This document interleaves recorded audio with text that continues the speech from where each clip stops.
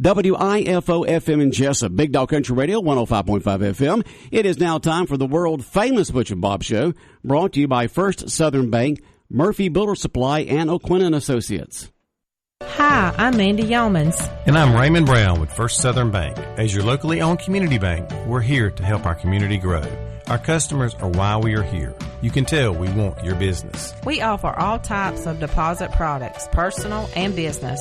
We have fast, efficient service, and yes, we have online banking too.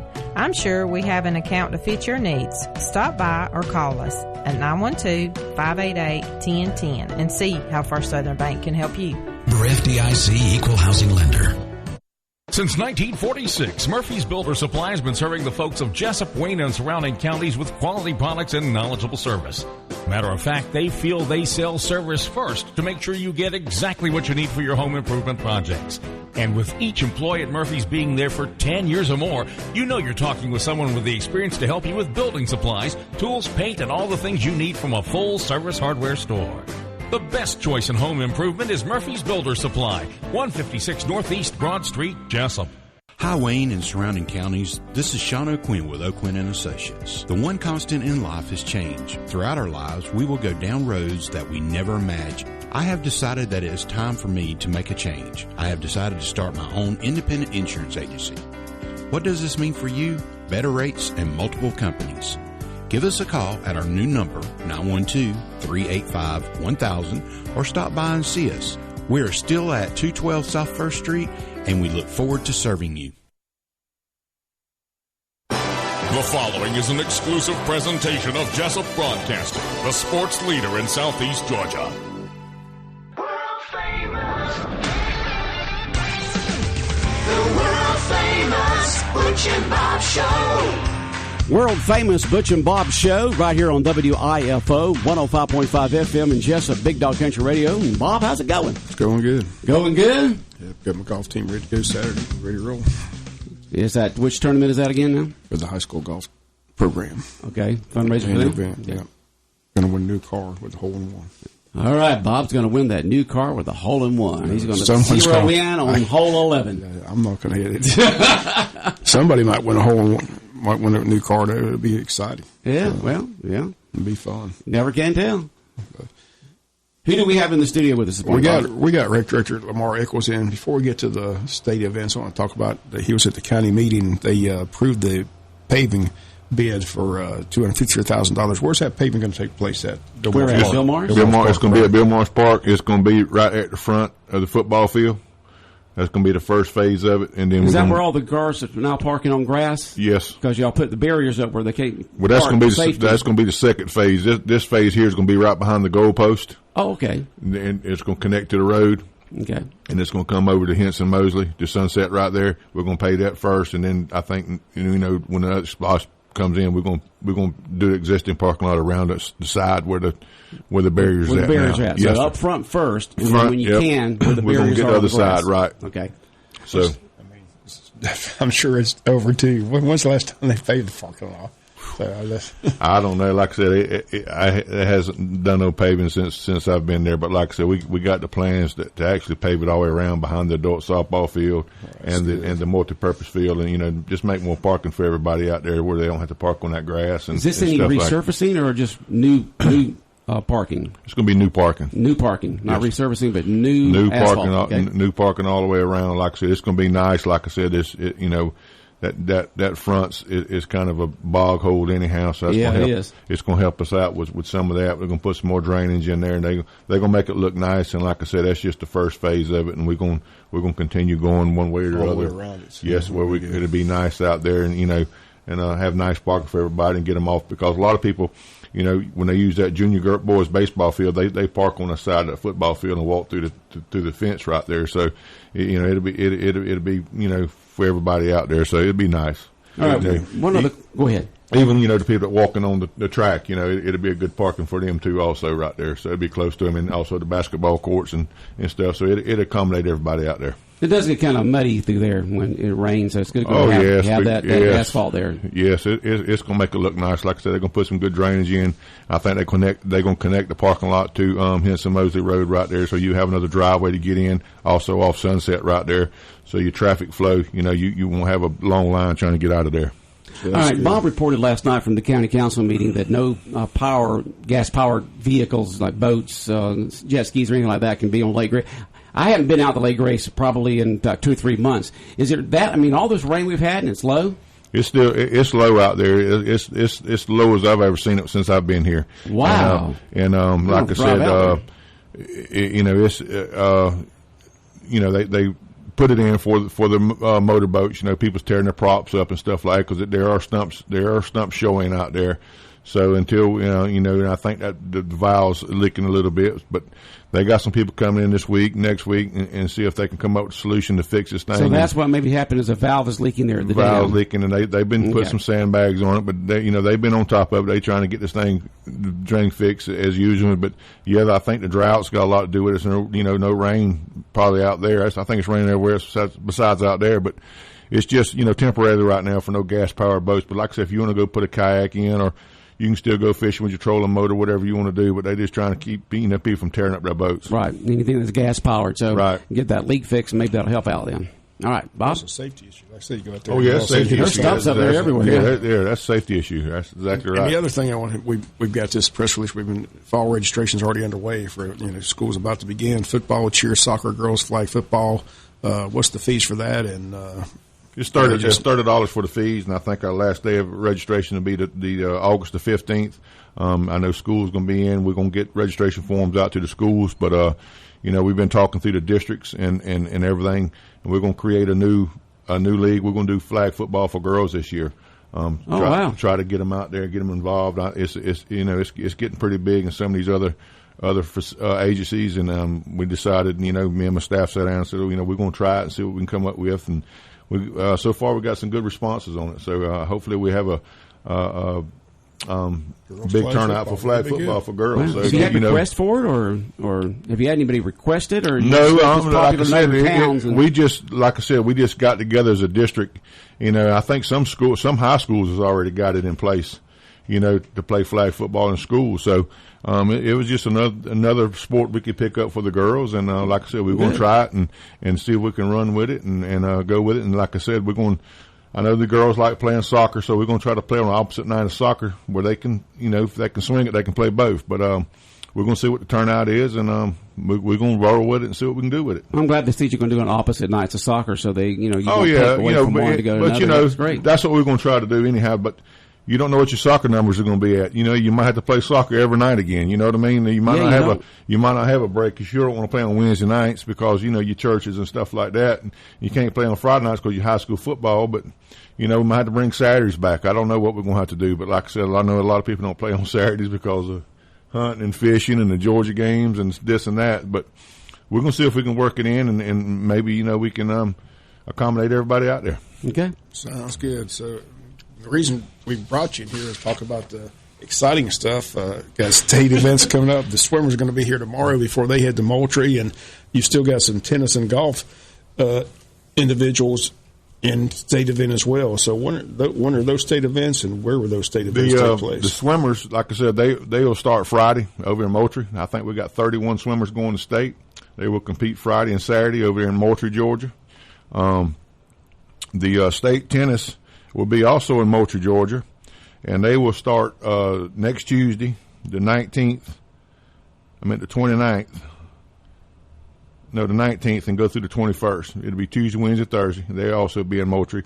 I talked to the lady that was in charge of the tournament there in Moultrie. They had their district tournaments just got through this weekend, so we should have our matchups with our two tennis players. We got Gunnar Long and Gray Long. They're brothers and sisters. They're a pretty good little tandem. So hopefully we'll find out who they'll be going against and try to bring home a state championship. So two good little tennis players. Then our golf will be on Thursday, July 21st. It'll be in Albany, Georgia, and we got 4 golfers going there. We got Cadence Brown, Katie Collins, Lane Willis, and Brody Steverson. So hopefully them four would, like I said, they're pretty good golfers too. So hopefully we can bring home some state championships in this golf. And I know we're going to come home with some swimmers because I think we got 31 swimmers. But the best of luck to all of them. And like I said, I think we got a good group of kids going in all three sports, and expect some big things from them. So wish them all good luck. I ran into Coach Oliver this past Saturday at the farmers market. He said he's excited. He said he really thinks they're going to bring home some gold at this event in Moultrie. So, as you mentioned, get some very talented swimmers and some relay teams are very talented. So it'll be fun to have them here tomorrow. And like I said, they always come in traditionally before they head to state, and they'll introduce each other and they'll introduce themselves to our listening audience and let us know what kind of events they're going to be in. So that'll be fun tomorrow. And like I said, the tennis and golfers, we wish them the best of luck. What kind of golf course are they going to play down in Albany? You know what the name of the course is? I don't know. I didn't bring that information with me, but it's supposed to be a nice golf course. We played there 2 years ago. As a matter of fact, I think we went there last year also, but then COVID killed it a couple of years ago. But we've played in Albany before, and it's a pretty good little course. Moultrie's always done the tennis. They play right there at the high school, at Cocoa County High School tennis facility, and it's a nice facility. It's plenty of courts. It's real nice, and like I said, I've even been to the swim facility over there in Moultrie, and it's very nice too. So everybody ought to have some good times with these nice facilities, and like I said, I wish them all the best of luck. And like I said, I'm gonna try to get to every one of them I can. I'm gonna bounce around, so I'll be there watching a little bit and see how many trips I can make. And I know that some of them are gonna run together with golf and tennis, but I'm gonna see if I can make as many as I can. And the two girls softball teams, they won the state. So when do those signs get ordered, and when will that ceremony take place? The signs have been ordered. So what they'll do is when we get them made, what we'll probably do is maybe have a recognition at one of the girls' softball games one night. I'm gonna get with Coach Brockington and see if what we can come up with. Try to announce these girls before the games, because some of them girls is on the varsity softball team now. Well, I think all of them are, matter of fact. So that'd be a good way. Maybe we'll do a little sign presentation at one of the games and have both teams there. And since it's softball, and have a good night for them, so maybe they can pack the parks and get these girls their signs. And like I said, we also got them shirts. So we take care of them. And like I said, we get them signs put up next year, and be two more signs to add to the collection out there. That sounds good. That'll be a nice night at the softball field. That'll be fun to recognize both those teams and have the banners and all that good stuff. So you staying busy. So this paving project, when will that take place? Will that take place in the off season? Or? It should take place any time, because from what I understand, it's got to be over a certain degree for this tar to be hardened and stuff. And if it's too cold, you can't do it. So I was talking to Mr. Shoiw the other night,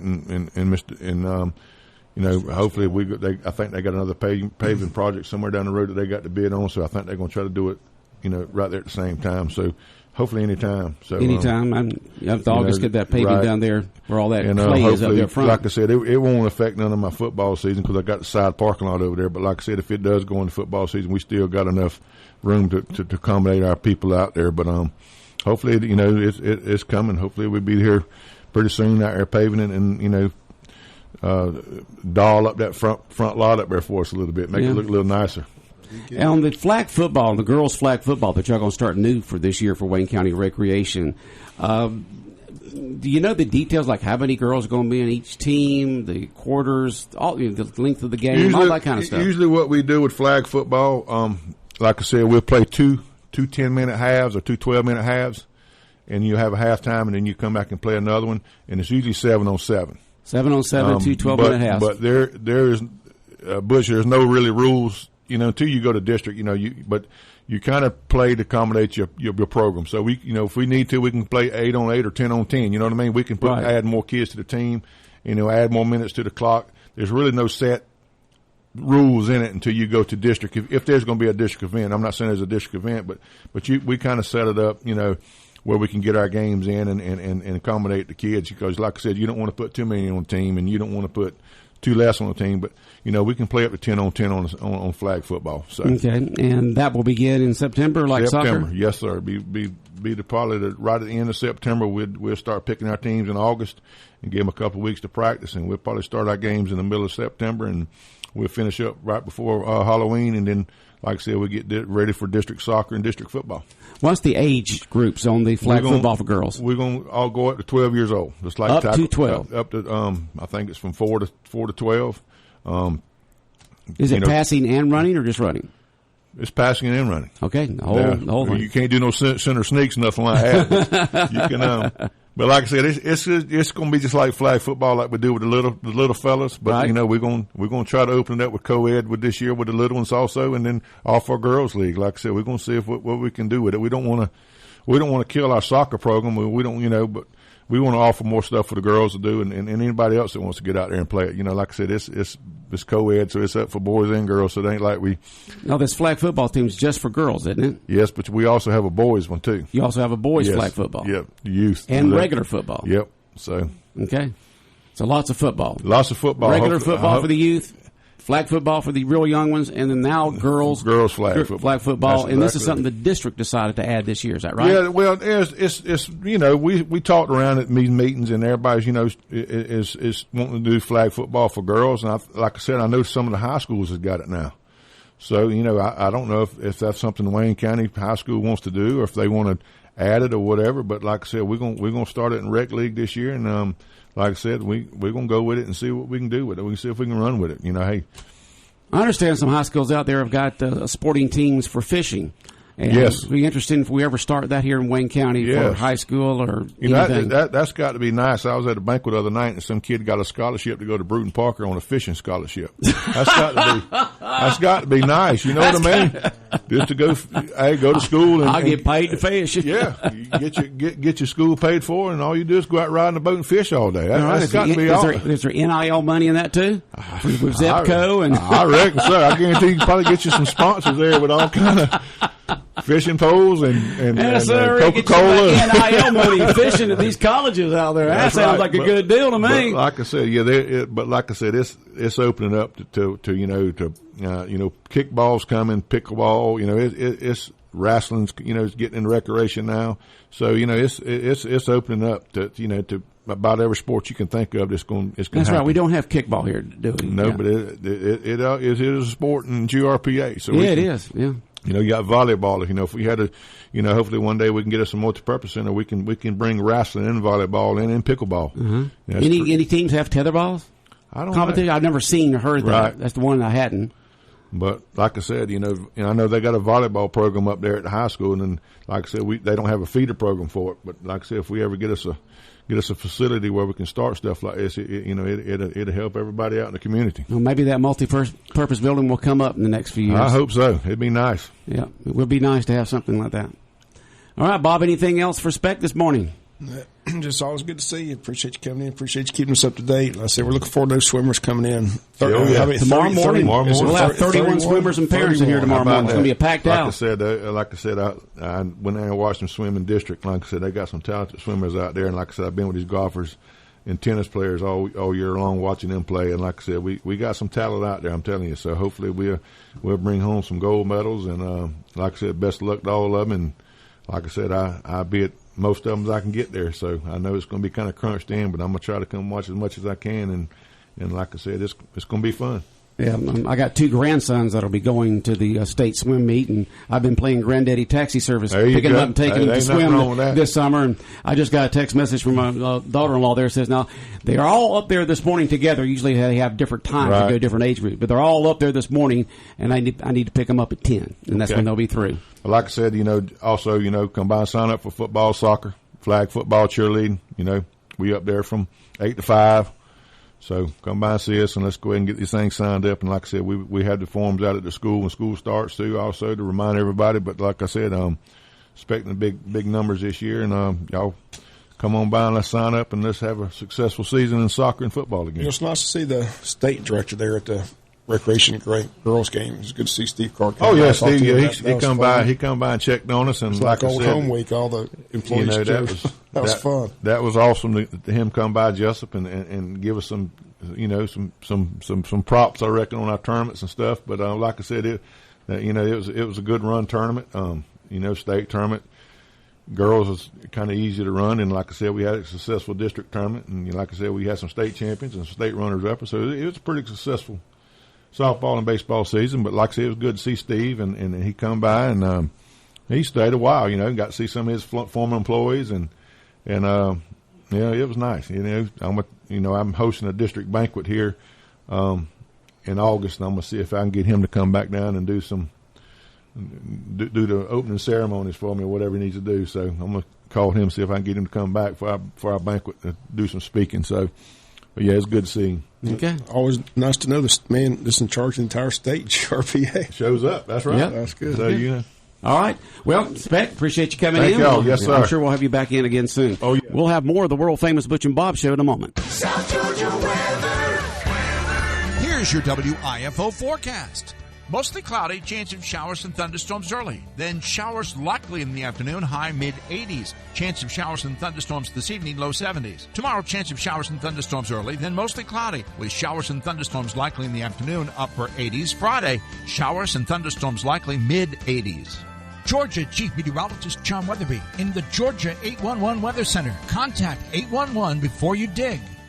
Party people! Saturday, July 23rd, Wild Adventures Theme Park presents Tag Team, CNC Music Factory, and Digital Underground. It's the All-Star Summer Concert Series presented by Valdosta TKO Nissan. Tag Team, CNC Music Factory, and Digital Underground live in concert Saturday, July 23rd. The concert is free with a season pass, and reserved seats start at just $5. So just let me introduce myself. My name is Humpty. Get your tickets now at wildadventures.com.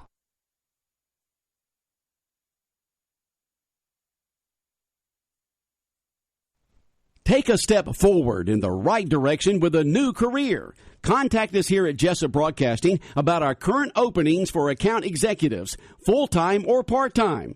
You will be trained to offer local businesses effective radio and digital advertising and marketing solutions. You will earn salary plus commission. Call or text to set up an interview at 912-427-3711. 912-427-3711. Call weekdays from 10 a.m. to 3 p.m. and ask for Mr. Hubbard. Text us anytime. You can also send resumes to cwhubbard@bellsouth.net. cwhubbard@bellsouth.net. Begin a new and rewarding career with WIFO and WLOP Radio.